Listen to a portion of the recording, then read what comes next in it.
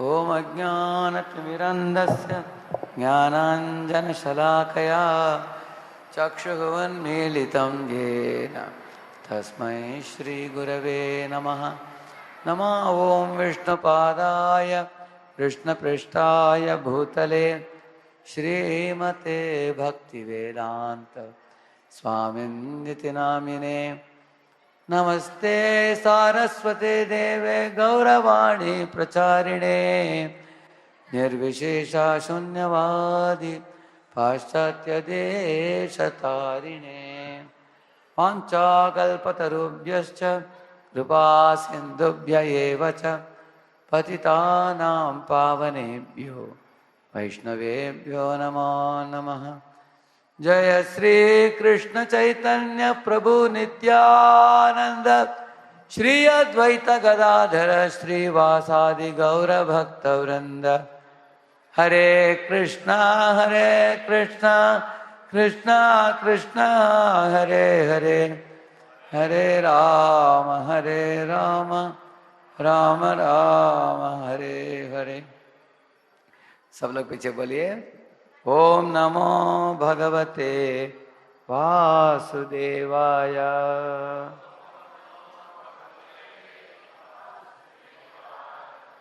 नारायणं नमस्कृत्य नरं चैव नरोत्तमं देवीं सरस्वतीं व्यासं ततो जयमुदीरये। नष्टप्रायेष्व भद्रेषु नित्यं भागवत सेवया भगवत्युत्तमश्लोके भक्तिर्भवति नैष्ठिकी। कृष्णाय वासुदेवाय देवकी नंदनाय च नंदगोपकुमाराय गोविंदाय नमो नमः। हरे कृष्णा। सबको सुनाई दे रहा आवाज पीछे भी? हाँ। हरे कृष्णा। ये अधिक मास पुरुषोत्तम मास और सिर्फ 3-4 दिन बचे हैं, तो आप लोग ये पुरुषोत्तम मास के पवित्र पावन एकादशी के दिन मंदिर में उपस्थित हो। और जो भी लोग इस महीने में हरि मंदिर में जाते हैं, भगवान के संबंध में 2 शब्द सुनते हैं, कीर्तन में जुड़ते हैं, उनको कोटि कोटि गुना ज्यादा लाभ प्राप्त होता है बाकी समय में इन्हीं दिव्य क्रियाओं को करने में। तो आज के शाम के सत्र में हम लोग कैसे हरिनाम का जप एकाग्रता चित्त के साथ कैसे किया जाए उसके बारे में हम चर्चा करेंगे। आप में से कितने लोग 1 से 4 माला के अंदर करते हो? 1 to 4 राउंड्स, 4 माला तक, ठीक है। कितने लोग 5 से 8 के अंदर करते हैं? 5 से 8, ठीक है। कितने लोग 8 से 12, ठीक है। और 13 से 16,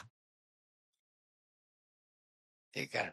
अभी तक कितने लोग अभी माला चालू नहीं किया है, करने की इच्छा है आपको? ठीक है। अधिक मास बहुत अच्छा महीना है 1 माला शुरू करने के लिए, हाँ? आप लोग कर सकते हैं। ये हरे कृष्णा जप हमको परंपरा में प्राप्त हुआ है। ये हरे कृष्ण महामंत्र का जप का मतलब क्या है, श्रील प्रभुपाद जी बताते हैं। एक श्लोक में चैतन्य महाप्रभु एक बहुत सुंदर तरीके से हमारी परिस्थिति को समझाते हैं। अयि नंद तनुज किंकरम पतितं मां विषमे भवाम बुधौ कृपया तव पाद पंकज स्थित धूलि सदृशम विचिंतय। ये बताते हैं, हे नंद के पुत्र कृष्ण, कुछ कारणवश में आध्यात्मिक स्थिति से पतित होकर इस भवसागर में गिर पड़ा हूं। कृपया आप मुझे इस जन्म और मृत्यु के संसार सागर से ऊपर उठाकर अपने श्री चरणों में कोटि कोटि भक्तों में से एक भक्त बना लीजिए। आप इस तरह प्रार्थना है।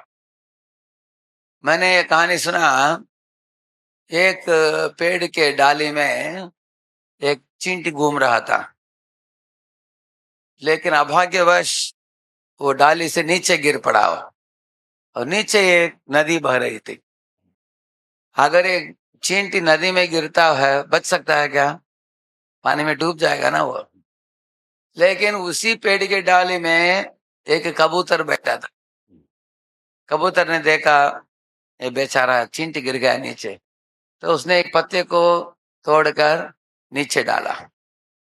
जब वो पत्ता चींटी के निकट गिर पड़ा, चींटी तुरंत चढ़ गया उसके ऊपर और पत्ता ऐसे हिलाते हिलते हिलते हिलते वो किनारे में पहुंच गया। वो उसके बाद चींटी पेड़ के ऊपर चढ़ गया और उसी डाली में ऊपर पहुंच गया। इसी तरह हमारे जीवन में भी हम लोग एक दिव्य आध्यात्मिक स्थिति आत्मा का जो होता है भगवान के सानिध्यता में, उस परम स्थिति को त्याग कर हम लोग इस दुनिया में आए हैं, जिसको संसार सागर नाम से पुकारा जाता है।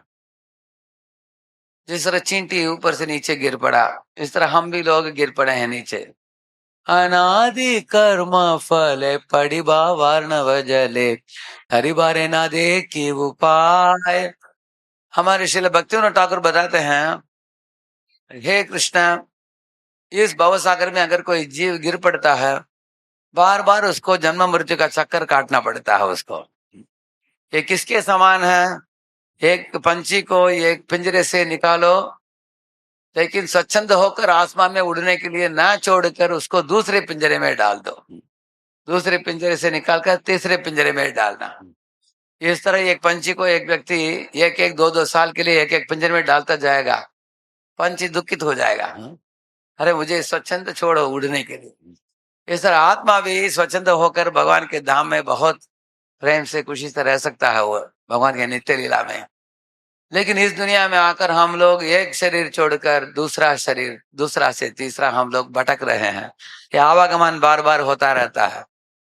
कभी राजा बनते हैं, कभी साधारण प्रजा बनते हैं, कभी खूबसूरत, कभी बदसूरत, कभी धनी, कभी गरीब, कभी मनुष्य, कभी जानवर, कभी देवता, कभी असुर। इस तरह अलग अलग योनियों में हम लोग घूमते हैं। जिस तरह वो चींटी नदी में गिर गया ऐसे ही। लेकिन प्रभुपाद जी जैसे महान शुद्ध भक्त हमारे जीवन में जो आते हैं, वो कबूतर के बराबर है। जो कबूतर ने एक पत्ते को तोड़कर छोड़ा, इस तरह प्रभुपाद जी ने हमको उनके किताबों को दिया है, मंदिर दिया है, श्री विग्रह की आराधना दी है, हरिनाम दिया है, कृष्ण प्रसाद दिया है, हमें भगवान के साथ परिचय कराया है। इन भक्ति के विविध तरह के भेंटों को स्वीकार कर हम लोग बहुत आसानी से हमारे परम स्थिति को प्राप्त कर सकते हैं। तो ऐसे आचार्य गण दुनिया में अवतरित होते हैं हम जैसे जीवों को ऊपर उठाने के लिए। ये हमारी बहुत बड़ी सौभाग्य है हमारे जीवन में। ऐसे एक सहारा, ऐसे एक आश्रय हम लोगों को प्राप्त हुआ है। तो हरिनाम के संबंध में प्रभुपाद जी बताते हैं 90% प्रगति हमारे जीवन में हरिनाम के द्वारा होता है। एक उदाहरण देते हैं प्रभुपाद जी। एक बार सड़क में चल रहे थे, तब उन्होंने देखा कि कुछ बतख, एक माता बतख थी, डक डक जानते हैं ना बतख। तो बतख के अनेक बच्चे थे, सब बच्चे भूखे थे। तो माँ कुछ खाने के लिए लेकर आई, देखा कि सब बतख मांग रहे थे मुझे दो करके, लेकिन सबसे एक छोटा बतख था। सब क्वाक क्वाक क्वाक ऐसे कर रहे थे, लेकिन छोटा बतख होता है क्वाक क्वाक ऐसा किया, बहुत है जोर से आवाज किया। तो माँ ने सोचा सबसे भूखा कौन है? सबसे छोटा, उसको पहले दे दिया उसको। तो प्रभुपाद जी इस तरह बोलते हैं, जो लोग इस दुनिया में ज्ञान को अर्जित करते हैं, बहुत बड़े पंडित बनते हैं, लेकिन भगवान का आश्रय नहीं लेते हैं, उनको भगवान प्राप्त नहीं होते हैं। ऐसे भगवान खुद ही बताते हैं गीता में भी, ना हम वेद न तपसा ना दानेन च इज्जया शक्य एव विदो द्रष्टुम दृष्टमानसि मां यथा भक्त्या त्वनन्यया शक्या अहमेवं विधोर्जुन ज्ञातुम द्रष्टुम च तत्वेन प्रवेष्टुम च परंतप। हे अर्जुन, चार वेदों में कोई पटु भी बन गया हो, चतुर्वेदी बन गया हो, आहम वेदय, नहीं तो बड़े दुर्वासा मुनि जैसे कठोर तपस्वी भी क्यों न हो, अगर बड़े दानी पुरुष भी क्यों न हो, हाँ, अगर कोई बड़े वैदिक मंत्रों का उच्चारण भी जानता हो, लेकिन ये लोग मुझे समझ नहीं सकते। सिर्फ जो मेरे भक्ति में जुड़ते हैं वो ही मुझे समझ सकते हैं। ये भक्ति शब्द का धातु शब्द है भज। भज का मतलब है किसी हेतु को ना रखते हुए प्रेम से जो किया जाता है उसको भक्ति बोलते हैं। अब ये खास करके भगवान के लिए ये शब्द भक्ति इस्तेमाल किया जाता है। आजकल अनेक चीज के लिए भक्ति का शब्द लोग इस्तेमाल करते हैं, लेकिन भक्ति सिर्फ भगवान के लिए किया जाता है। तो भक्त्या तो अनन्या सख्या, अनन्य भक्ति से ही मैं जाना जाता हूँ अर्जुन, ऐसे बताते हैं। इसी तरह उद्धव को भी उद्धव गीता में 11वें स्कंद में भगवान बताते हैं, न माम साधयति योगो न सांख्यम धर्म बुद्धवा न स्वाध्यायस्तपस्त्यागो यथा भक्तिर्ममोर्जिता। हे उद्धव, नामाम साधयति योगो, अष्टांग योग करने वाले भी मुझे आसानी से प्राप्त नहीं करते। यम नियम प्राणायाम इत्यादि करने वाले कभी कभी वो हठ योग में ही हट जाते हैं, हटक जाते हैं वो लोग। न माम साधयति योगो न सांख्यम धर्म उद्धवा। सांख्यम मतलब ज्ञान योग। ज्ञान योग पढ़ते पढ़ते लोग इतने उपनिषद पढ़ते हैं, वेदांत सूत्र पढ़ते हैं, न्याय शास्त्र पढ़ते हैं, वो भी इस दुनिया में फंस जाते हैं। एक बार शंकराचार्य जी चलते चलते उन्होंने एक बुढ़े व्यक्ति को देखा। वो व्यक्ति पाणिनि व्याकरण पढ़ रहा था, संधि विच्छेद इत्यादि करते हुए। उसको देखकर उन्होंने एक गीत गाया, भज गोविंदम भज गोविंदम गोविंदम भज मुढ़मते संप्राप्ते निहिते काले नहीं नहीं रक्षति तु कृंकरणे भज गोविंदम भज गोविंदम गोविंदम भज मुदमते। उन्होंने बताया कि इतने वृद्धावस्था में तुम पाणिनि व्याकरण पढ़ रहे हो, लेकिन सब सारे शास्त्रों का सार क्या है? भगवान गोविंद की नाम लेना, भगवान गोविंद के श्री चरणों में आश्रित हो जाना। तुम उसको बोलकर पाणिनि व्याकरण पढ़ने से तुमको क्या नाम मिलेगा, क्या लाभ मिलेगा? तुमको समय की बर्बादी मत करो, ऐसे बोला उन्होंने। तो इसलिए भागवत में बताया गया है, एक श्लोक सब लोग पीछे दोहराइए, ये तावान सांख्य योगाभ्याम स्वधर्म परिनिष्ठया जन्म लाभ पर पुंसाम अन्ते नारायण स्मृति। ये बताते हैं एतावान सांख्य योगाभ्याम, ज्ञान योगी लोग और स्वधर्म निष्ठा करने वाले जो निष्काम कर्म योगी होते हैं और योगिक पद्धतियों को अनुष्ठानों को फॉलो करने वाले, ऐसे सबका नाम दिया गया है। वो सब लोग अंततोगत्वा किस में आना पड़ेगा? अंते नारायण स्मृति। अगर नारायण की स्मृति में नहीं आ पहुंचे तो वो निष्कर्ष पर नहीं पहुंचे तो अधूरा रह गया उनका मार्ग, ऐसे बताया है। जिस तरह ज्ञानवान के बारे में भगवान बताते हैं, बहु नाम जन्मान नामन्ते ज्ञानवान मां प्रपद्यते वासुदेव सर्वमिति, भगवान वासुदेव की शरण में जाना। तो आप लोग बड़े परम भाग्यशाली हो, क्योंकि आप लोगों को भक्ति के पथ में रुचि लग गया है और आप मंदिर में आते हो, नाम जपते हो। अनेक लोग सोलमाला कर रहे हैं, देखा मैंने। इसलिए हम लोगों को सही पथ मिला है, लेकिन इसको श्रद्धा पूर्वक अपनाना बहुत आवश्यक है। एक बार विभीषण ने 2 असुरों को बुलाया, उनके हाथ में कुछ पैकेट दिया, बोला कि इसको पकड़ लो और समुद्र को पार करके अयोध्या में जाकर प्रभु रामचंद्र को इसको दे देना। ऐसे तो दोनों असुर समुद्र के अंदर प्रवेश किया। आश्चर्य बहुत हुआ उनको, क्योंकि समुद्र का पानी सिर्फ घुटनी तक था तो आसानी से समुद्र के बीच तक आ गए। तो आपस में बातचीत करने लगे कि अरे, समुद्र इतना गहरा होता है, हाँ, ये इतना कम दिख रहा है, कारण क्या है? तो ये कसर ने बोला कि देखो, हाथ में कुछ तो दिया है, हमने पकड़ा है इसको, इसलिए समुद्र इतना कम पानी वाला दिख रहा है। वो दूसरा व्यक्ति बोला, मुझे तो लग रहा है कि समुद्र में पानी कम हो गया है, इसलिए इसे दिख रहा है, ये पॉकेट से क्या होने वाला है? हाँ, तो उसने उसको फाड़ कर फेंक दिया। जब ही उसने उसको फेंका, तुरंत वो डूब गया समुद्र में। हाँ? एकदम नीचे चला गया, गहराई से 300-400 फुट नीचे चला गया वो। हाँ? ऐसे दूसरा व्यक्ति इसको पकड़कर पहुंच गया अयोध्या तक। तो उधर क्या था उस पॉकेट में, उसको खोल कर देखा, प्रभु रामचंद्र, राम का नाम लिखा था एक पत्ते में बस। इस तरह राम का नाम पत्ते में लिखने का कथा, अनेक कथाएं पढ़ते हैं। और एक कथा मुझे याद आ रहा है। एक बार माँ पार्वती ने बोला, दोनों अपने बच्चों को, बेटों को, कौन है उनके बेटे, गणेश और कार्तिकेय, दोनों को बुलाकर बोला कि एक आम मिला है मुझे, बहुत बड़ा मोटा आम, लेकिन मिला मुझे एक ही आम, आप दोनों में से मैं एक को ही दे सकती हूँ।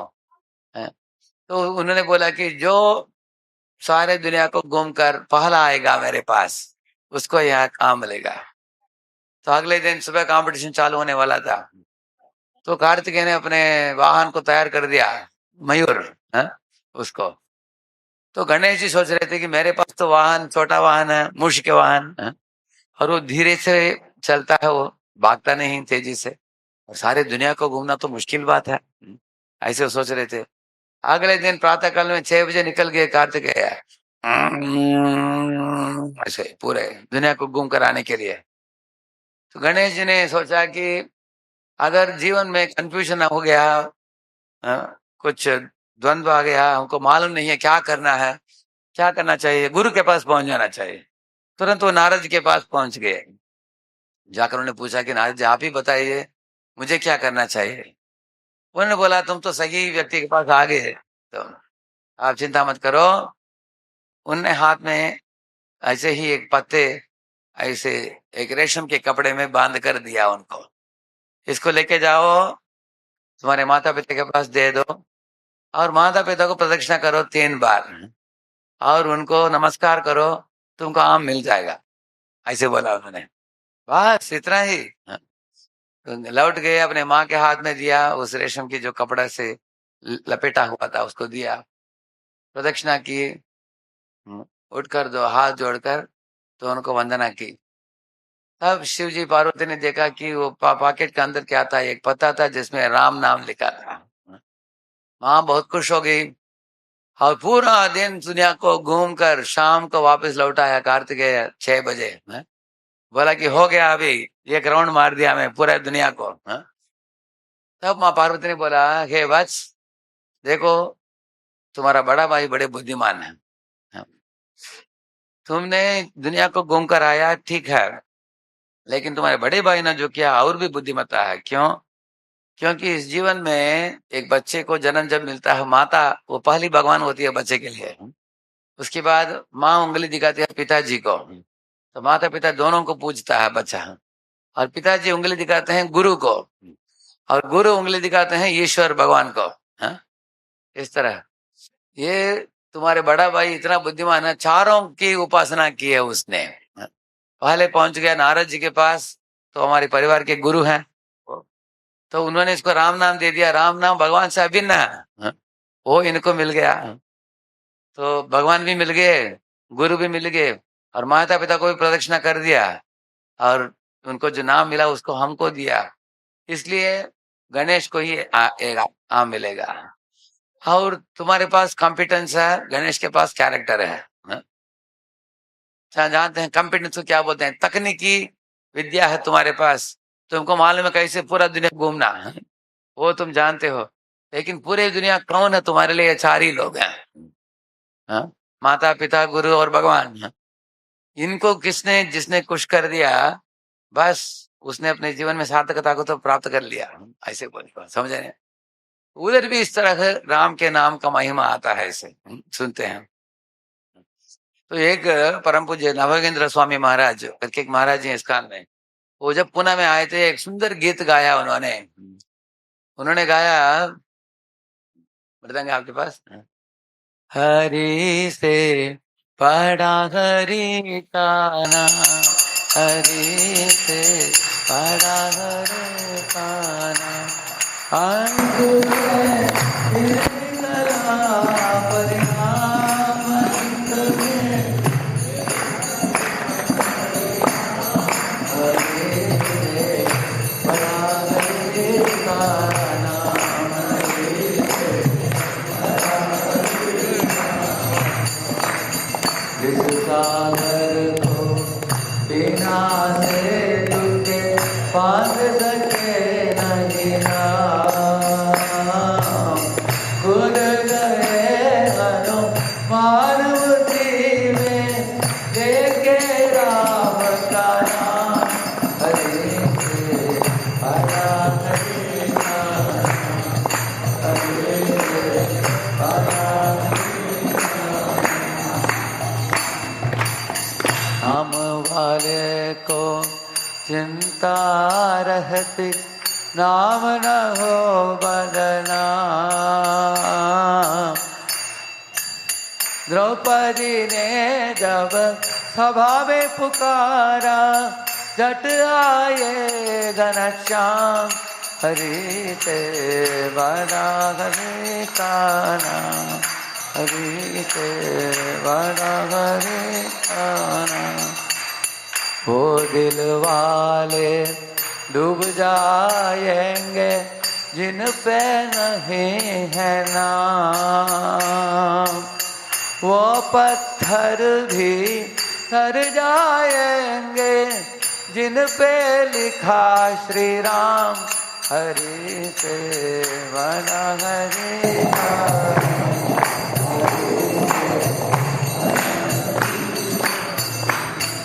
नाम। कितने लोग समझ गए तीनों लाइन? आधा ही लोग समझे। ये सरल हिंदी है। पहले बताते हैं कि एक समुद्र को पार करने के लिए प्रभु रामचंद्र को सेतु बंधन की जरूरत पड़ी, लेकिन हनुमान को जरूरत पड़ा क्या? उन्होंने क्या किया? लांग दिया उन्होंने, क्या बोलकर? जय श्री राम बोलकर। हाँ, ये नाम की महिमा है, ऐसे बताते हैं। आगे बताते हैं कि जिन लोगों के हृदय में भगवान राम का नाम है, हाँ, वो लोग बहुत आसानी से भगवान को प्राप्त कर लेंगे। और जो लोगों को भगवान के नाम के ऊपर श्रद्धा नहीं है, वो लोग इस भव सागर में, संसार सागर में डूब जाते हैं। और पत्थर भी जो जिंदा भी नहीं है, उसमें जो राम राम नाम लिखा है वो भी तैरता है, ऐसे बताते हैं। वो पत्थर भी तर जाएंगे जिन पे लिखा श्री राम, ऐसे बताते हैं। आगे बताते हैं, द्रौपदी थी हस्तिनापुर में, भगवान थे गुजरात में, लेकिन द्वारका में थे भगवान। जब द्रौपदी ने जोर से पुकारा, हे कृष्ण, हे गोविंद, हे गोपीजन वल्लभा, हे द्वारका वासिन, ऐसे पुकारा उन्होंने, तो तब भगवान एक सोने की थाली में भोजन खाने के लिए चालू करने ही वाले थे। सत्यभामा बैठी थी निकट, हाथ में एक चामर लेकर। भगवान ने उस थाली को हटा दिया, खड़े हो गए भगवान। पूछा सत्यभामा ने, क्या हो गया स्वामी? बोले, गंभीर मामला है, कोई मेरे भक्त जोर से मेरे नाम पुकार रही है, मुझे तुरंत जाना पड़ेगा अभी। अप्रकट हो गए उधर से, और उधर हस्तिनापुर में उधर प्रकट होकर उन्होंने ऐसे असीमित मात्रा में साड़ी दी, हाँ, उनको, द्रौपदी को, उनके मान को बचा दिया भगवान ने ऐसे। तो इस तरह आप देख सकते हैं, पुकार रही है भगवान का नाम हस्तिनापुर में, लेकिन भगवान द्वारका से एक क्षण मात्र में आप पहुंचे। ऐसे जिस तरह हम लोग अगर अमेरिका में किसी के साथ बात करना हो, हम क्या माध्यम से बात करते हैं? इधर से सिर्फ चिल्लाएंगे तो वो सुन नहीं पाएंगे, लेकिन हम मोबाइल में बात करते हैं। एक मोबाइल लेकर नंबर लगा दो, तुरंत जो भी हो अमेरिका में उनसे कनेक्शन लग जाता। इसी तरह भगवान के साथ कनेक्शन लगाने के लिए हरिनाम है, ये आध्यात्मिक मोबाइल। हाँ, और ये हरिनाम इसको हॉटलाइन बोलते हैं। क्यों हॉटलाइन है? 24 घंटे में कभी भी आप ये बुला सकते हैं ये नाम ऐसे है। गजेंद्र ने भी ऐसे ही पुकारा। गजेंद्र के पांव को पकड़ा था एक मगरमच्छी ने। सोऽन्तस्य रस्युर्बलेन गृहीतार्तो दृष्ट्वा गरुत्मतिहरिं कवुपातचक्रम् उत्क्षिप्य साम्बुजकरं गिरमाह कृच्छ्रान् नारायणाम् अखिल गुरो भगवन् नमस्ते। नारायणाखिल गुरो भगवन् नमस्ते। ये गजेंद्र के बारे में बताया गया कि सोंत सारसी उरुबले न गृहीतार तो एकदम जोर से पकड़ा था उनके पांव को एक मगरमच्छ ने, ये हाथी के पांव को। देखिए भारत में ये गजेंद्र मोक्ष बहुत प्रसिद्ध है। अनेक लोग प्रातः काल में उठकर इसका इन प्रार्थनाओं को उच्चारण करते हैं। गोरखपुर प्रेस के लोगों ने एक छोटा किताब भी निकला है गजेंद्र मोक्ष की प्रार्थनाओं का, जो श्रीपाद शंकराचार्य बताते हैं कि जो प्रातः काल में इसका उच्चारण करेगा उसको वैकुंठ प्राप्ति होगा। तो उसके उन प्रार्थनाओं में ये प्रार्थना आता है, सोन्तस्य रस्युर्बलेन गृहीत आर्तो दृष्ट्वा गरुत्मतिहरिं कवुपात चक्रम। ऐसे रोते हुए आसमान की ओर मुड़कर वो अनेक प्रार्थनाएं बोल रहा था। उस समय भगवान नारायण ये गरुड़ के ऊपर सवार होकर चक्र हाथ में शंख चक्र गदा पद्म लेकर आ रहे थे। उनको देखते ही गजेंद्र ने सोचा अगर मैं घर में होता तो कुछ सेवा कर पाता, इधर तालाब में हूं, अभी क्या दे सकता हूं इनको, मेरे हाथ में कुछ नहीं है, सिर में रो रहा हूं। तब इधर उधर मुड़कर देखा, उस तालाब में एक कमल था, उसको उखाड़ कर भगवान को अर्चना कर दिया उसने। भगवान और भी प्रसन्न हुए गजेंद्र से, क्योंकि ऐसे संकट की परिस्थिति में भी भक्ति को छोड़ा नहीं उसने। हम लोग कभी कभी संकट की परिस्थिति में बोलते हैं कि थोड़ा पहले परिवार को सेटअप करते हैं, 3-4 साल के बाद हम भक्ति चालू करेंगे, कुछ लोग बोलते हैं।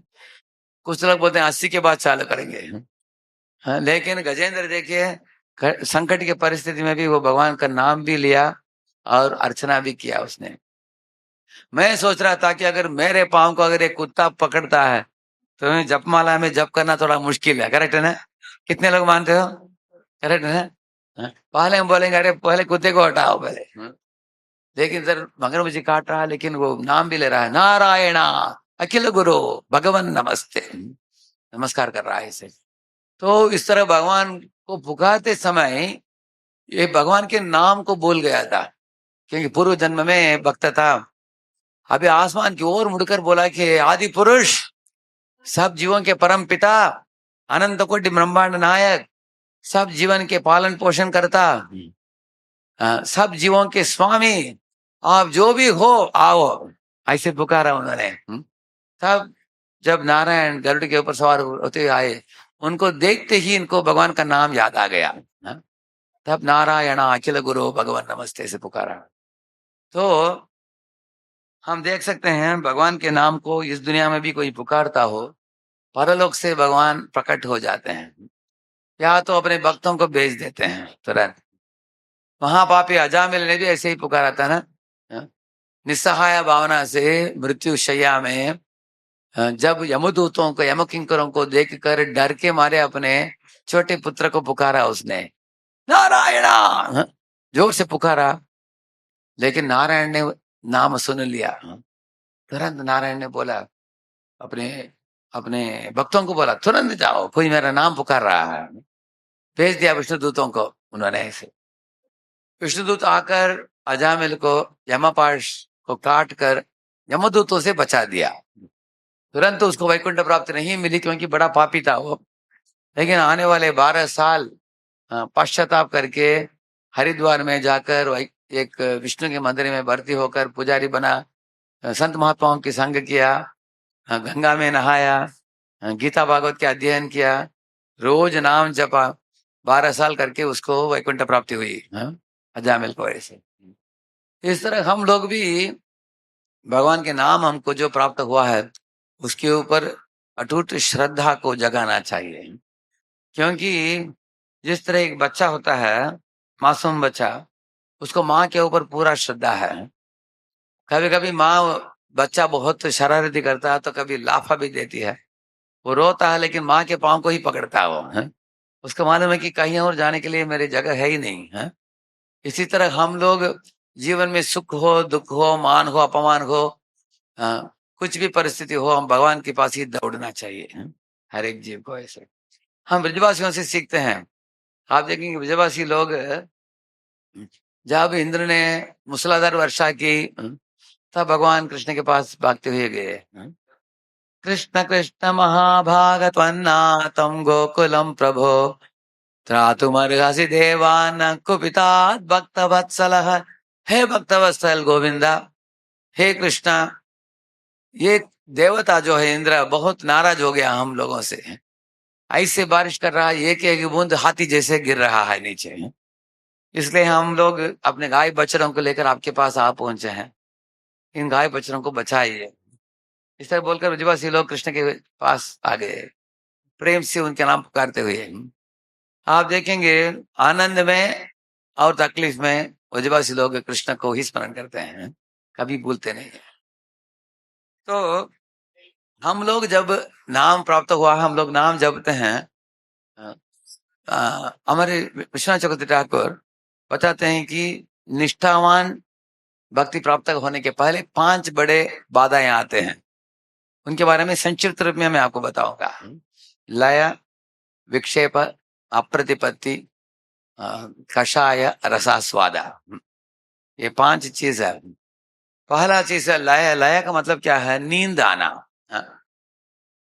जैसे कभी कभी क्लास सुनते सुनते कुछ लोगों को नींद आ जाता है, कभी कभी नाम लेते लेते मुंह बंद हो जाता है, नींद आ जाता है। हो सकता है रात को सही ढंग से नींद नहीं हुआ, वो कारण हो सकता है। नहीं तो कुछ लोगों को पेट में प्रॉब्लम है, कुछ व्याधि है, इसके कारण गैसेस गैसेस उत्पन्न होते हैं, नींद आ जाता है। कभी कभी अरुचि है, जिसके कारण नींद आ जाता है। ऐसे कुछ भी कारण हो, लेकिन अगर नींद आ गया, नाम रुक गया, तो हम उठ जाते हैं और चलते चलते नाम लेते हैं। और चलते समय भी ज्यादा चलना नहीं चाहिए। ज्यादा दूर चलेंगे ना, आप इधर उधर देखेंगे, कौवा देखेंगे, बंदर देखेंगे, सड़क में आने जाने वाले लोगों को देखेंगे। ऐसे सड़क में चलते चलते नाम अच्छी तरह नहीं हो सकता है। एक ही छोटे कमरे में इधर से उधर से इधर चलेगा, कोई कोई बीच में नहीं आएगा, ट्रैफिक कंट्रोल नहीं करना पड़ेगा। तो वो अच्छा, तो ऐसे चलते चलते जागरण होगा उसका, नींद नहीं आएगा उसको, वो नाम जब कर पाएगा वो। ऐसा करना चाहिए। और नींद आलसीपन के कारण भी आता है। कभी कभी हम आलसीपन हो जाता है, तो थोड़ा पानी आंखों में पानी डालने से, मुंह में पानी रखिए, आंखों में पानी डालिए, क्योंकि आंख बड़ा हो जाता है। पानी डालने के बाद पूरा जग जाते हैं हम। तो किसी नींद के बिना नाम रटना चाहिए, उसको सुनना चाहिए ध्यान पूर्वक उस नाम को।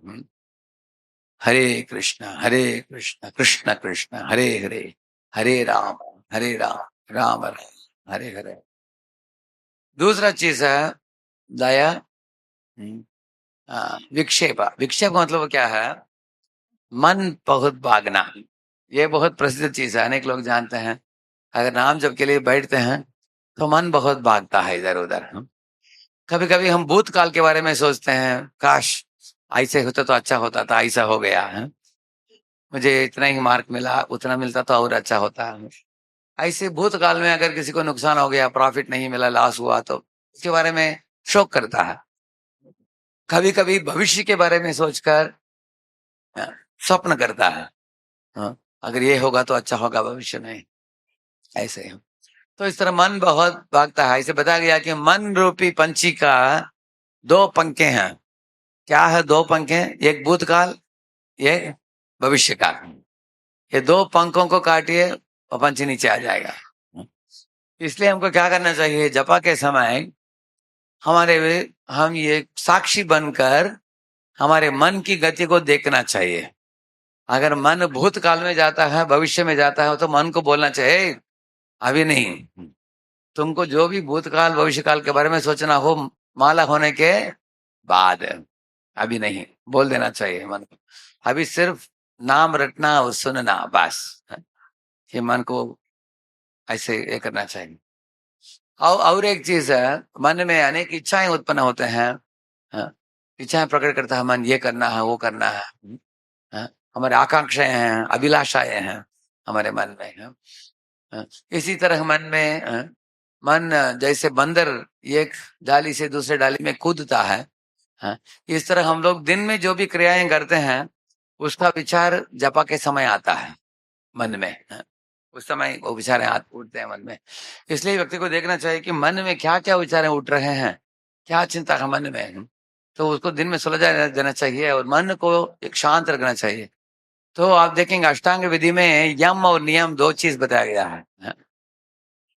अहिंसा सत्य अस्तेय ब्रह्मचर्य अपरिग्रह यमाः शौच संतोष स्वाध्याय जप ईश्वर प्रणिधान नियमाः। 10 चीज आइटम बताते हैं। अहिंसा का मतलब है दूसरे जीवों को क्लेश मत दो। अगर मैं पड़ोस वाला को चिमटी देगा तो वो मुझे छोड़ेगा नहीं, वो भी चिमटी देगा मुझे। इस तरह पर जीवों को जो क्लेश देता है उसका मन शांत नहीं रहता। हाँ, इसलिए अहिंसा। सत्य का मतलब झूठ मत बोलो। झूठ बोलने से क्या होता है, अलग अलग लोगों को अलग अलग झूठ बोला तुमने तो कल वो लोग निकट आएंगे, आपको पता नहीं चलेगा किसको क्या झूठ बोला मैंने। हाँ? ऐसी प्रॉब्लम हो जाएगा। इसलिए सत्य बोलो। हाँ? अहिंसा सत्य। अस्तेय का मतलब है दूसरों के सामान का चोरी मत करो, और जो दूसरों के लिए क्रेडिट है उसको चोरी मत करो। हाँ? जिन लोगों को क्रेडिट देना उनको क्रेडिट दो। अस्तेय बोलते हैं इसको। क्योंकि अगर किसी और ने कुछ अच्छा काम किया, तुमने नाम लिया, बाद में तुम्हारा बदनाम होगा। हाँ? इससे मन विचलित होगा तुमको। चौथा बताते हैं ब्रह्मचर्य। ब्रह्म का मतलब है भगवान, चर्य का मतलब है जिसका मन हमेशा भगवान के सोच विचार में लीन है, उसको ब्रह्मचारी बोलते हैं उसको। इसलिए हमें भागवत पढ़ना चाहिए। भागवत की लीलाओं को जब श्रवण करते हैं, स्वप्न में भी ये लीलाएं स्मरण आएंगे हमको। हम पढ़ना ही नहीं चाहिए, सुनाना भी चाहिए दूसरों को। आख्यातानी या प्यदीतानी भागवत में बताया गया है। जो पढ़ेगा समझेगा रमेगा दूसरों को रमाएगा, उसमें उस व्यक्ति की रुचि बढ़ जाता है। इस तरह बताया है। भागवत के साथ साथ हमें सेवा भी करना चाहिए। सेवा करने से शुद्धिकरण जल्दी होता है।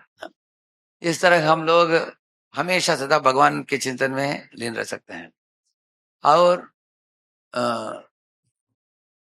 अहिंसा सत्य अस्तेय ब्रह्मचर्य अपरिग्रह, बहुत ज्यादा इकट्ठित नहीं करना चाहिए, क्योंकि ज्यादा इकट्ठित करने से उसका मेंटेनेंस में समय जाता है। एक परिवार था, वो 2 BHK में रहते थे वो लोग, 2 BHK।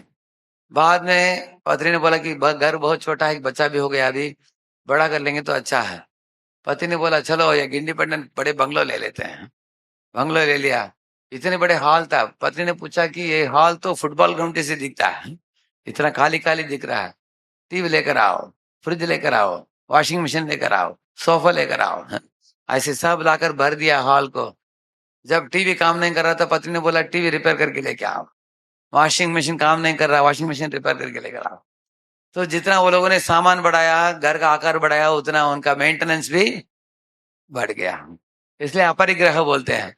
उसका मतलब बोलते हैं कि आपकी जरूरतों को कम रखो तो आपको भजन करने के लिए समय मिलेगा, ऐसे बताते हैं। आगे बताते हैं शौच संतोष स्वाध्याय जप ईश्वर प्रणिधान नियमाः। शौच का मतलब है आपके घर साफ सुथरा रहता है, कपड़े भी साफ सुथरा है, आपके मुख से भी अच्छे शब्द निकलते हैं, आपके मन भी, चित्त को भी आप शुद्ध रखते हो भगवान को, भगवान के चिंतन में। हाँ, इस तरह हम सब चीजों को शुद्ध रखने से आध्यात्मिक जीवन में उन्नति बहुत आसानी से प्राप्त होता है। कारण क्या है, अशुद्धता तमोगुण का प्रकटीकरण है। अशुद्धता, इसलिए शौच बोलते हैं। और संतोष का मतलब है तृप्ति। इस दुनिया में आप देखेंगे, आपसे बढ़कर कुछ लोग और खूबसूरत हैं, और आपसे भी और कुछ लोग कम खूबसूरत हैं। आपसे कोई व्यक्ति ज्यादा धनी है, कोई व्यक्ति आपसे कम धनी है। करेक्ट है ना? भगवान ने हम सबको एक परिस्थिति में डाला है, उसमें संतुष्टि चाहिए। इसका मतलब है कृतज्ञ होनी चाहिए। ठीक है भगवान, हमको 2 हाथ 2 पैर आंखें कान सब ठीक दिया आपने, अच्छा माता पिता दिया है, अच्छा पढ़ाई दिया है, और भक्तों का संग भी प्राप्त हुआ है, हम भोजन की कुछ कमी नहीं है, हम लोग दिन में 3 बार खाते हैं, कुछ लोगों को 3 दिन में भी 1 बार नहीं मिलता है, कुछ लोगों को, हैं? तो इस तरह से जो भी भगवान ने दिया है उसमें कृतज्ञता जब होता है तब हम संतुष्टि प्राप्त होता है, हाँ? इस तरह शौच, संतोष, स्वाध्याय का मतलब है जैसे गीता भागवत का अध्ययन, जप का मतलब भगवान के नाम जप, और ईश्वर प्रणिधानी। हमेशा समझना चाहिए कि हम सब भगवान के ऊपर निर्भर हैं, हैं? सब हमारे हाथ में नहीं है।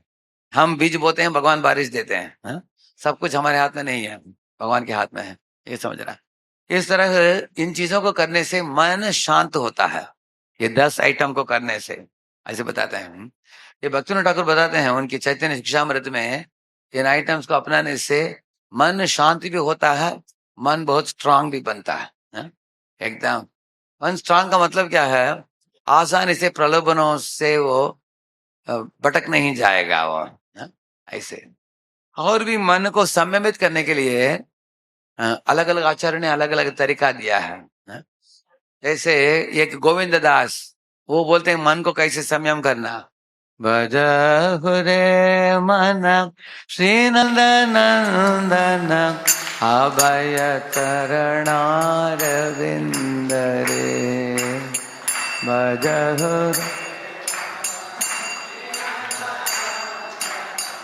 अभय चरणार विंद रे, दुर्लभ मानव जन्म सत्संगे,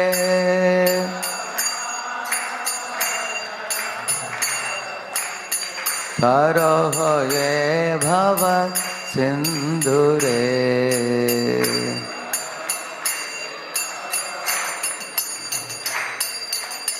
हरे कृष्णा कृष्णा कृष्णा हरे हरे, हरे राम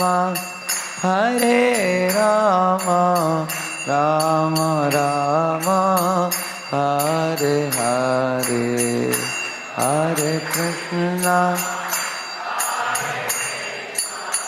कृष्णा कृष्णा हरे हरे, हरे हरे राम।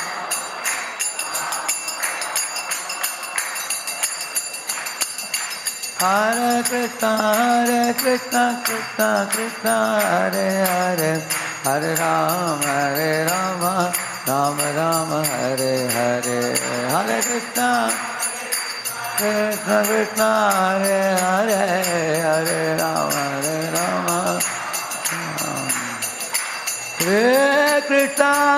कृष्णा कृष्णा कृष्णा हरे हरे, हरे राम राम हरे हरे,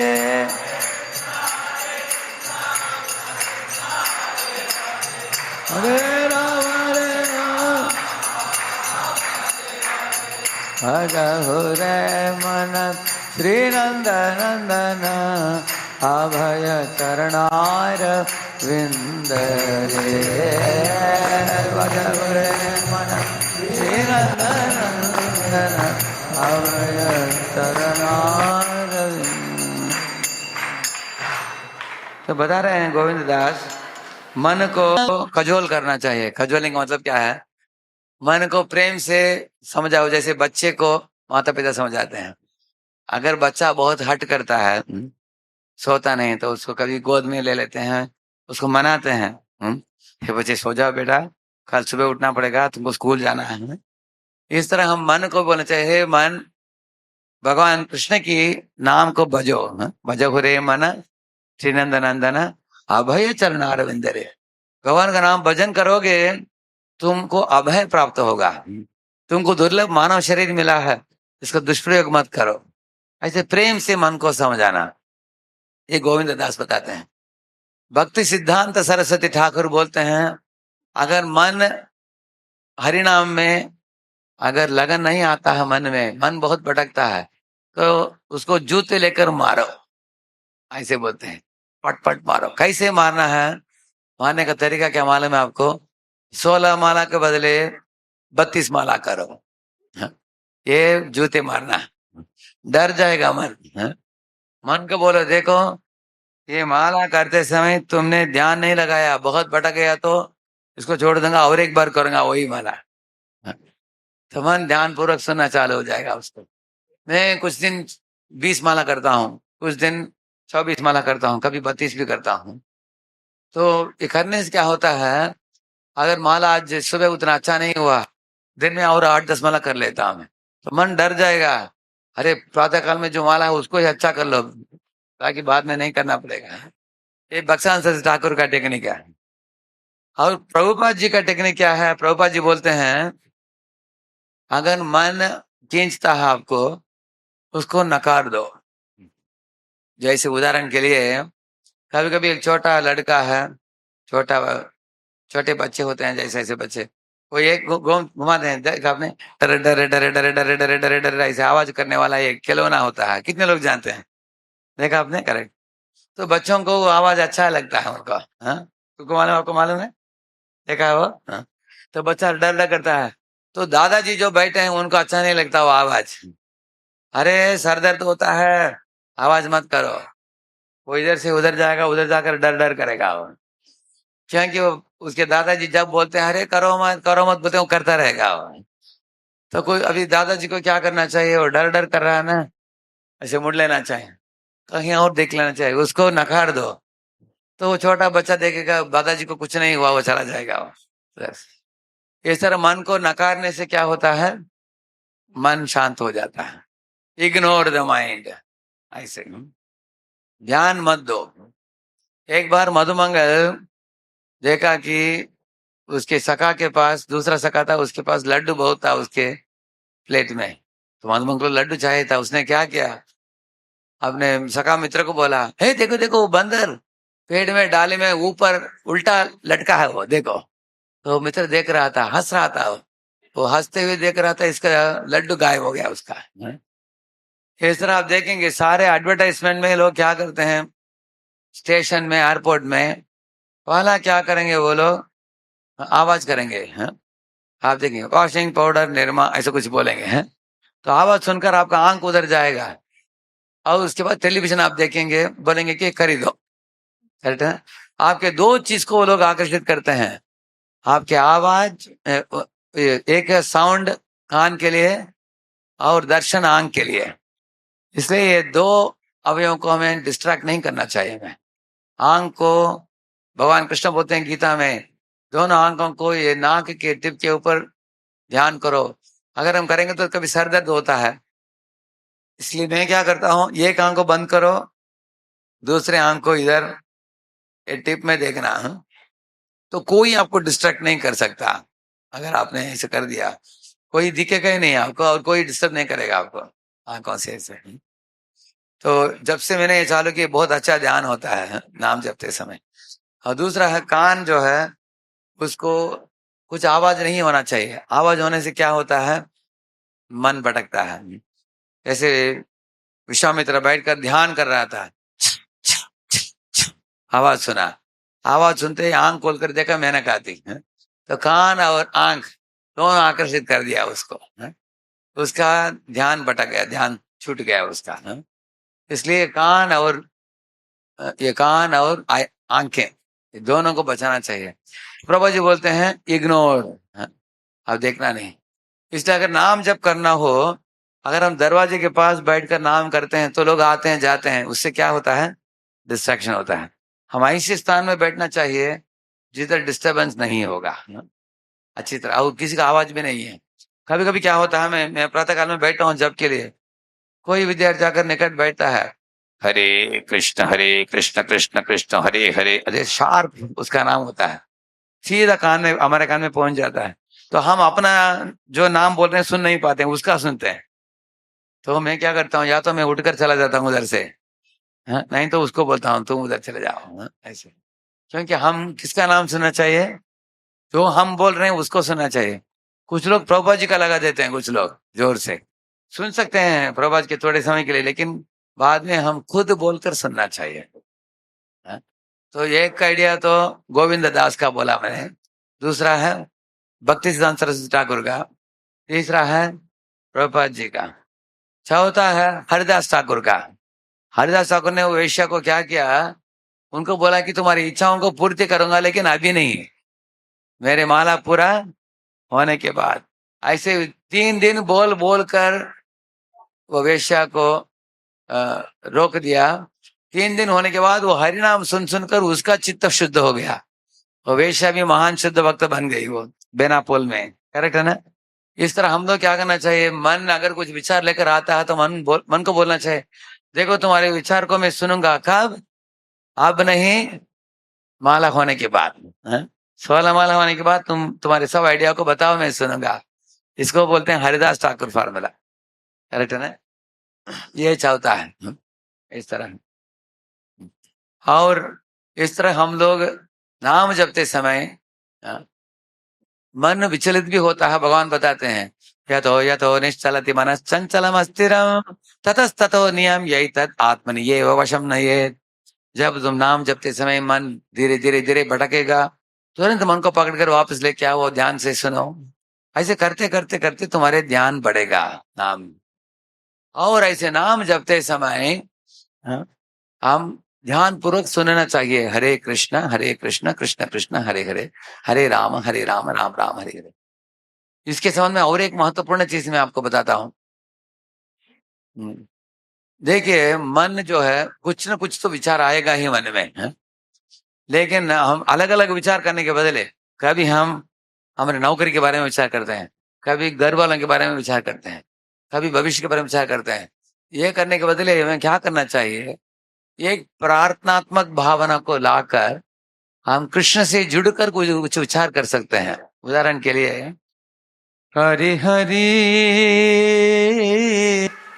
विफले जन्म गवाइनो मनुष्य जन्म पाया राधा कृष्ण नवरिया। मनुष्य जन्म पाया राधा कृष्ण नवरिया।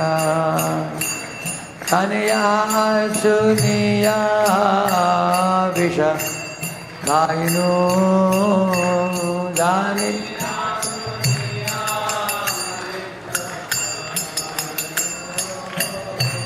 जाने या सुनिया विष खाइनो जाने या सुनिया।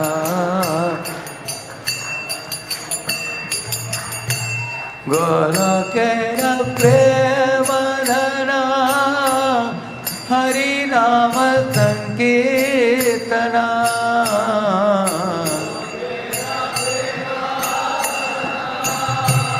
हरि आते राजन लोक ने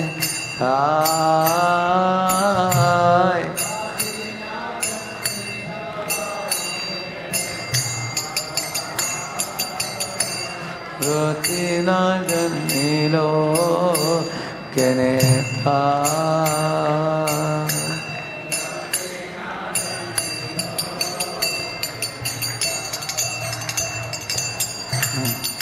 बिना हिनाया था तिलो हरि नामे उदारिलो बिना हिना कान साक्ष्य जगाए महाराज।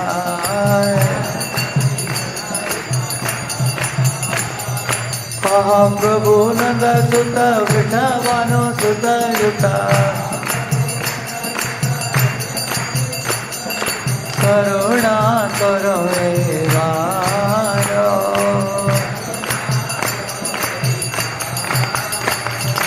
करो तब रखे कोई नाते लिखो रंगा पोर तुमा बिना जया जया हमारा।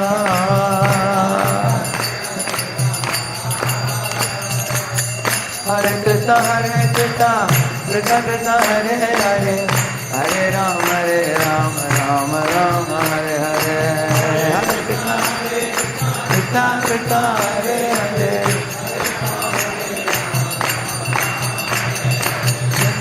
गौरंग जय निताय गौरंग निताय गौरंग जय निताय गौरंग निताय गौरंग जय।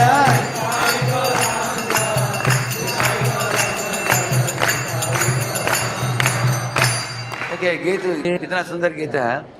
बताते हैं कि नरोत्तम दास ठाकुर, हे कृष्ण, आपका दिव्य नाम गोलोक से उतर आया है इस दुनिया में। हाँ? हम सब लोग इंपोर्टेड प्रोडक्ट चाहते हैं, ये गोलोक से इंपोर्ट हुआ है। हाँ?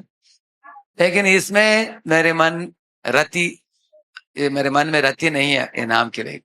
कितना अभागी हूं मैं, और जानिया सुनिया विषय कायनो, जीवन भर मैंने व्यर्थ गंवा दिया भौतिक कार्यकलापों में। तो अभी अभी मैं आपकी भक्ति पकड़ रहा हूँ। और आगे बताते हैं कि दुनिया जल रहा है, सब जीव तड़प रहे हैं 3 गुणों में। इसलिए आप इतने अति कृपालु परम दयालु हो, आप गौर निताय के रूप में कृष्ण बलराम आए हो आप। हैं? और इसका साक्षी क्या है कृपालु का? वो बताते हैं कि आप जगह मदय जैसे पतित से पतित जीवों को भी आप उद्धार करते हो आप। यही मेरे लिए आशा है, विश्वास है। तो आपके श्री चरण में मैं झुकता हूँ और नाम जपते जपते देखता हूँ कि राधा कृष्ण मेरे सामने प्रकट हो रहे हैं। हैं? तो मैं उनका आश्रय लेता हूँ, उनके श्री चरण ही मेरे लिए एकमात्र आश्रय है। इस तरह की भावना अगर हमारे मन में उठता है जपा के समय, बहुत अच्छा है। हैं? इस तरह एक और हमारे पतित अवस्था को भी प्रकट करना चाहिए भगवान को, दूसरी ओर मन में आशा भी होना चाहिए कि भगवान आए हैं, हरिनाम को लेकर आए हैं और हमारे नाम जब को भगवान सुन रहे हैं और जरूर हमारे हमारे ओर अपने कारुण्य कटाक्ष बरसा रहे हैं। ये विश्वास भी होनी चाहिए भक्त के हृदय में। इस तरह एक प्रार्थनात्मक भावना को हमने जगा दिया तो मन पूरा उसमें आविष्ट हो जाता है। और मेरा अनुभव है, खुद का अनुभव है, एक बार मैं अगासुर वध की लीला परम पूज्य राधा गोविंद महाराज के कथाओं से सुना। वो अगासुर वध सुना भी और एक हफ्ते वो प्रोग्राम भी बोला भी, मैंने जो भी सुना श्रवण किया बहुत अच्छा लगा। अगासुर वध की कथा हमने बोला, उसके आने वाले 1-2 हफ्ते कहीं भी मैं मुड़कर देखा अगासुर ही दिखाई दिया है। अगासुर का बड़ा मुख दिख रहा है और कृष्ण अपने गोपालकों के साथ अंदर प्रवेश कर रहे हैं। कैसे भगवान ने उनको उद्धार किया। ब्रजबाजी हैं, पहाड़ हैं, वृंदावन है, पेड़ पौधे हैं, कहीं भी मुड़ता हूँ ऐसे हमारा अनुभव हुआ जब हमने सुना है। इस तरह भगवान की कृष्णा बुक जो है लीला चेष्टाओं का अगर हम पढ़ेंगे, पढ़कर अगर हमारा मन आविष्ट होता है उसमें, तो नाम जप में बहुत हमको सहारा मिलेगा, सपोर्ट मिलेगा उससे। तो इसको ऑब्जर्वेशन बोलते हैं। जैसे ब्लॉटिंग पेपर होता है, उसमें आप इंक पेन को ऐसे रखोगे तो उस करके वो स्प्रेड होता है, देखा ना आपने। इस तरह है भगवान की कथा में अगर हमारे मन रुचि के साथ श्रवण करता है तो वो हमारे मन में विस्तरित होकर लगन आ जाता है उसमें। श्री श्री राधा मदन मोहन की। तो समय की पाबंदी है, अभी समय हो गया, अभी 5 मिनट ले सकता हूँ। कुछ प्रश्न? 5 मिनट किसी को एक प्रश्न है तो कुछ पता है, कोई पूछिए।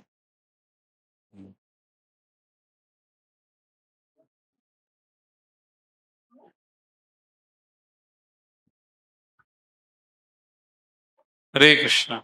किसी का प्रश्न है, हाथ उठा सकते हैं। पीछे इधर एक है इनका।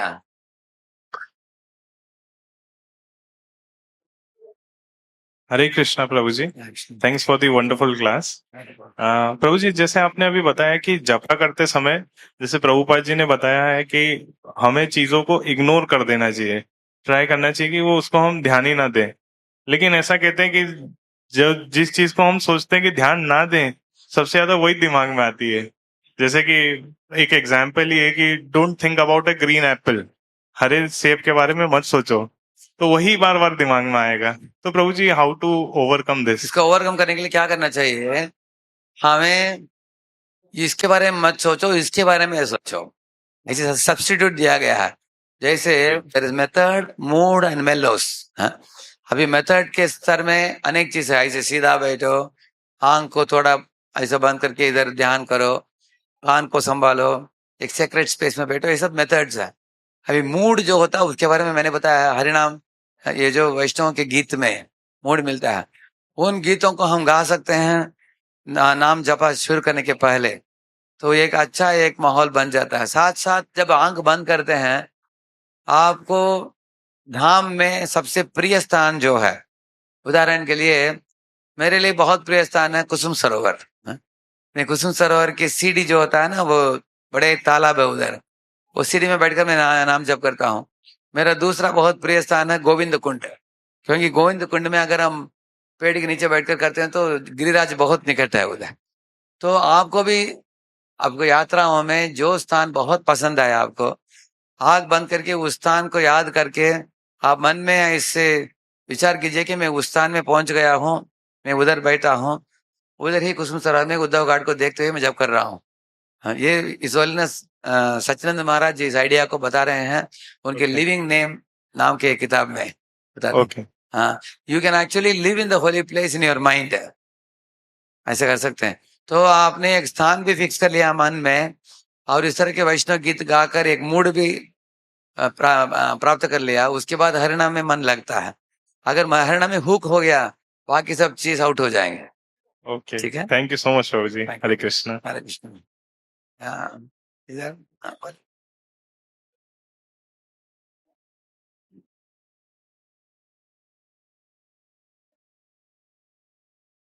हरे कृष्णा प्रभु जी, दंडवत प्रणाम। हाँ। प्रभु जी, जैसा आपने बताया हुआ कि अभी आपने लय और विक्षेप दो चीजें बताया हुआ था, आपने 5 थिंग्स बोला हुआ था, तो बची वाली थिंग्स और कौन सी चीजें, क्योंकि ये बहुत इंपॉर्टेंट सेशन है हमारे लिए, और हमारे लिए क्वालिटी लेवल पे अपने नाम का जब बहुत इंपॉर्टेंट, जो हमारे लिए सबकी समस्या, मेरी तो समस्या है, तो ये बहुत अच्छा सेशन। लय, विक्षेप, अप्रतिपत्ति और रसास्वाद, कषाय रसास्वाद। मैं बता देता हूँ तीन क्या क्या है। अप्रतिपत्ति का मतलब क्या है, उसमें नींद भी नहीं है, मन भी भटकता नहीं है, लेकिन लगन नहीं है।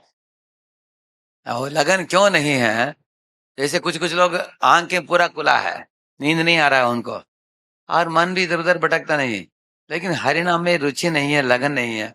उसका कारण है कुछ भौतिक आसक्ति है। That means distraction means alternative attraction.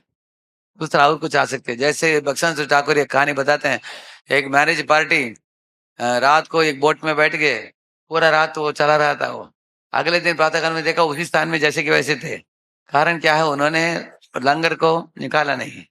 तो लंगर बोलते हैं उसको, दैट एंकर, एंकर उसको निकाला नहीं। हाँ, इसके कारण जैसे कि वैसे उधर ही रहा वो। इसी तरह हमारे भौतिक आसक्तियां होते हैं, तो भौतिक आसक्तियों से छूटने के लिए उपाय क्या है, अनेक लोग पूछते हैं। इसको दो चीज बताया गया है। एक है महान भक्तों के पास जाकर संग करना चाहिए और उनके साथ जपना चाहिए, और दूसरा है शास्त्रों को पढ़कर उनके ऊपर विचार करना चाहिए। चित्रकेतु की कथा, धृतराष्ट्र की कथा, जो लोग आसक्त थे, आसक्ति से कैसे छूटे, हाँ? उसको पढ़ने से हमारा भी आसक्ति छूट जाएगा, ये बताया है। ये अप्रतिपत्ति। और चौथा है कषाय। कषाय का मतलब है भक्त बनने के बाद भी नाराज होना, भक्त बनने के बाद भी लोभी रहना, इस तरह है। तो ये आदतें से छूटने के लिए हम तमोगुणी रजोगुणी भक्ति से हम उठकर हमें सत्वगुण के स्तर पर आना चाहिए। हाँ, तो हमें देखना चाहिए कि अभी भक्त बन गया हूँ, तिलक पहना हूँ। कुछ कुछ लोग डांटते हैं, है हरि बोल, आओ इधर, ऐसे बोलते हैं। हरि बोल तो प्रेम से बोलना चाहिए, हरि बोल ऐसे बोलना चाहिए, हरि बोल ऐसे बोलते हैं। हाँ? तो अभिसंधाय यो हिंसाम दम्भम मत्सर्यमेव वा संरम्भे भिन्न दृग्भावम सा भक्ति तामसमुच्यते। तामसिक भक्ति के बारे में कपिल देव बताते हैं 3रे स्कंद में। अभिसंधाय यो हिंसाम, वो अपनी भक्ति से दूसरों को हिंसा करता है वो। दम्भम मतलब दाम्भिकता, मत्सर्यम दूसरों की उत्कर्ष से जलना, संरंभी क्रोधी, भिन्न दृग्भावम का मतलब है गुरु और हरिगुरु वैष्णव के पद को पकड़कर ना चलकर हटकर कुछ मनमानी करना, ऐसे। तो ये सब चीज तमोगुणी भक्ति है, इसको ही बोलते हैं रसास्वाद। ऐसा इसको कषाय बोलते हैं, कषाय बोलते हैं इसको। तो सत्वगुण में जितना हम ऊपर उठते हैं, सत्वगुण पर आ जाते हैं, धीरे धीरे ये सब छूट जाएगा।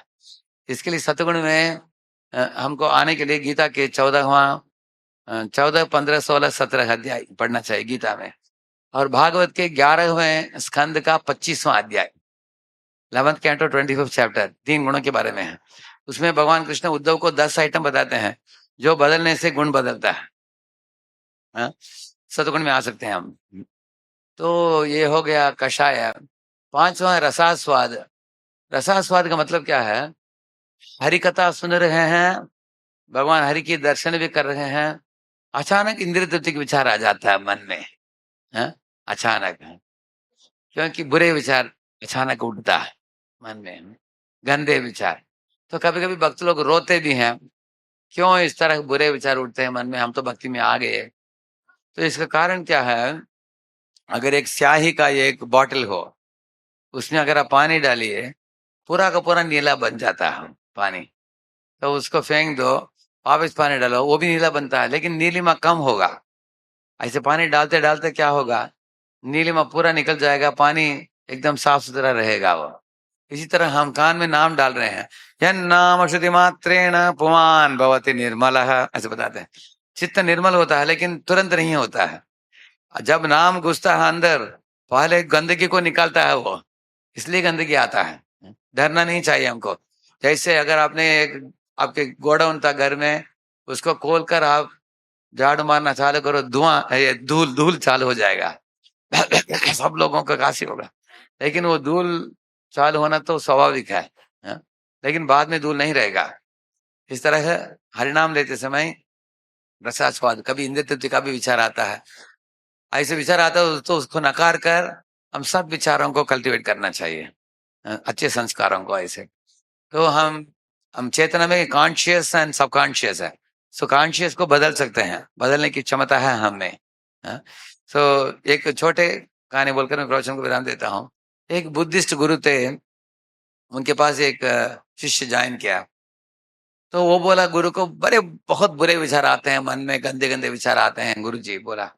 तो गुरु जी ने बोला, जब गंदे विचार आता है ना, ये जो गड़ा दिया उन्होंने, उसमें काला पत्थर डालो, जब असद विचार उठते हैं तब ये एक सफेद पत्थर डालो। तो ऐसा डाला। 3 महीने के बाद उन्होंने पूछा, कितने पत्थर मिले तुमको बताओ? वो बोला 90% काला पत्थर, 10% सफेद पत्थर, ऐसे बोला। गुरु जी बोले, ठीक है, अभी अभ्यास करते जाओ। 6 महीना हुआ, 1 साल हुआ। अभी उन्होंने पूछा, अभी बोला 70% काला पत्थर, 30% सफेद पत्थर। तो ऐसे 5 साल के बाद गुरुजी ने पूछा, रिवर्स हो गया, 90% सफेद पत्थर और 10% काला पत्थर, ऐसे।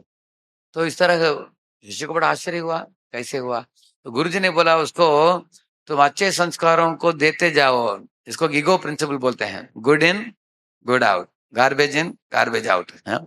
अच्छे संस्कार देते देते क्या होता है, वो कॉन्शियस माइंड से वो सबकॉन्शियस में चला जाता है अंदर धीरे धीरे, तो वो स्वाभाविक बन जाता है हमको। जैसे जल्दी सोना, जल्दी उठना, नाम जप करना, मंदिर में आना, सेवा करना, करते करते करते अच्छे संस्कारों को पकड़ लेना चाहिए हमको। उससे जिस रसास्वाद, बुरे विचार सब निकल जाएंगे। ठीक है, तो 5 के 5 पूरे कर दिया। अभी देरी हो गया आप लोगों को। श्री प्रभुपाद की, गौर भक्त वृंदा की।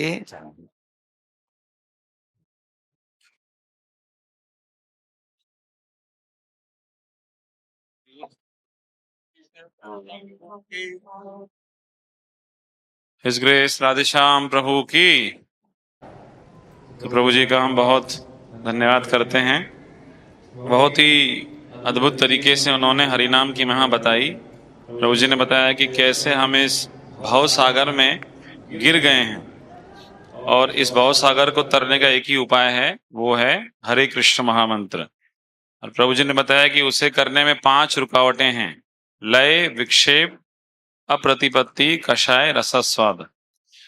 और उसको ध्यान से यदि हम करते हैं तो धीरे धीरे इन रुकावटों से बच सकते हैं। भूत और भविष्य के पर को कतर के हरिनाम जब करते हैं तो अच्छे से हम भगवान के प्रति मेथड, मूड और मेलोस को फॉलो करते हुए भक्ति में आगे बढ़ सकते हैं।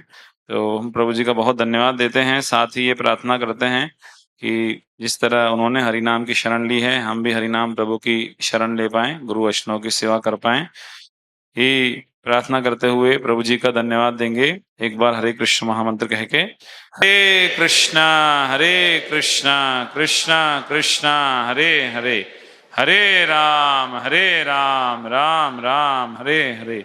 His Grace राधे श्याम प्रभु की, श्रील प्रभुपाद की, अनंत कोटि गौर भक्तवृंद की, गौर प्रेमानंदे। तो अभी